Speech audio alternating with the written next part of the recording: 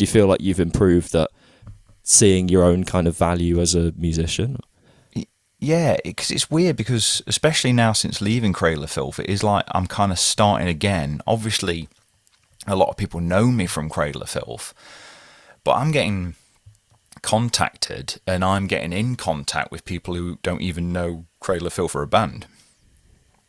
They know them, if they know them at all, they know them from the IT crowd and thought it was a made-up band, or they literally have no interest in that genre, have never heard of them before, but they kind of still want to work with me.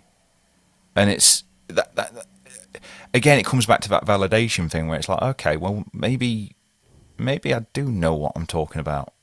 And it kind of, I don't know, it gives you that extra bit of confidence. But my imposter syndrome will still come back to bite me in the arse when it comes to stuff like that. I'll get a job or I'll work with somebody, I'm like, oh, they must have been desperate. Or even when I joined Cradle, I've probably said this a lot on interviews, but about a week into me getting to the job in Cradle, I was that close to emailing them and saying, sorry, you've got the wrong guy. Wow. I was incredibly close to never really being in that band, because thankfully, someone close to me at the time just sat me down and went, I'll just get on with it. I kind of needed that. And that was like the first, well, probably not, that probably wasn't even the first bit of imposter syndrome, but that was probably when I was first aware of it. It's like, hang on a minute, I nearly turned down this really good opportunity because I didn't think I was good enough. But they wouldn't have asked me to go on tour if they didn't think I was good enough. So it's like this weird thing, you're constantly battling between these two things where it's like, now am I being cocky and overly confident because I'm like, yeah, I'm the best guy for this job, and then actually no, they're only asking me because they're absolutely desperate. It's difficult. I'm constantly struggling between those two things, and then I find myself like, oh, I need to like tone it down a bit. I'm maybe being a bit too confident, whereas I'm probably not at all. I'm probably not being confident enough. But on my kind of scale, my imposter syndrome scale, if you kind of big yourself up and go, you know what, no, I am good at this, that comes across as cocky. Whereas going back to what you were saying before, no, it's actually self-confidence. There is putting value in what you do, like you're saying about what Nick Johnston said. Is like, no, it's putting value in what you do and knowing you're good at something. You have something you can bring to the world. And then there's being cocky and arrogant. And I find that a very difficult thing. Maybe I am being overly British about the whole thing, you know what I mean? Where I think, oh, if I show signs of confidence, does that mean people think I'm an arse? Mm. And yeah, it's constantly battling that, to be honest with you, constantly. Yeah, I mean, my sort of more recent experience of that is that I've started, I'm kind of glad the podcast is growing nicely, and I started working with some like companies and stuff, not like paid work, but I mean just like press, you know, going through press agencies and record labels and stuff, to get to, you know, to chat to certain artists, and it's some quite big, I promise this isn't me trying to toot my own horn, it's just some quite big record labels. Obviously I'm very much small fish in that equation, but and some of the artists on there, I'm like, so can I just send you an email and chat to that one, because that'd be cool? But in my head I'm like, oh, I can't do that because I'm me, I'm not, you know, I'm not like some big, you know, if I was, you know, I imagine like the Downbeat is probably the biggest metal kind of podcast, I guess. Possibly. That's one of the first ones that spring to mind when I think of stuff like that.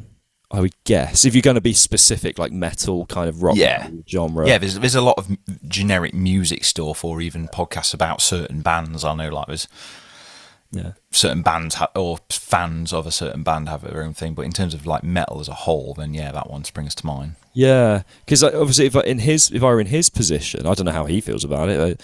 I would probably feel a bit more confident reaching out to these people, but. So it's a bit of a weird one. That's been my most recent experience of it, because I've never, this is a weird thing, I always like sharing this because I feel like it's an interesting one where I feel like I have a different experience of it to other musicians, where the imposter syndrome thing, I almost feel you know what you're talking about, the overly confident guy. I'm kind of, although I wouldn't say I'm arrogant, I hopefully not, I don't know, maybe, judge for yourself, but I think, because whenever I have this tendency to think that the things I'm turning out are really good, And that's obviously just my opinion of my own stuff, and it's great to have confidence in your own stuff, but then the problem is if it doesn't get the success that you feel it deserves, it can be quite difficult, because you're thinking, oh, I've got all this great stuff, but it's not it's not where I want it to be. It's funny you mention that. I can think of so many people, out of all the people I've ever met in the industry, which I'm incredibly grateful for, I got to meet them at all. Some of them have become friends.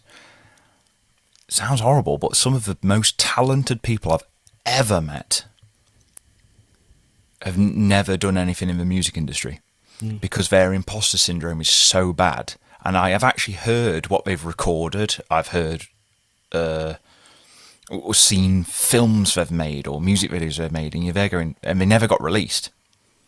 Paintings they've made, drawings they've made, sculptures they've made. And they're going, why have you kept this hidden? And they're like, oh, it's not perfect yet. To the point where it's like, nobody knows how good you are because you're kind of afraid to go out into the world and do it.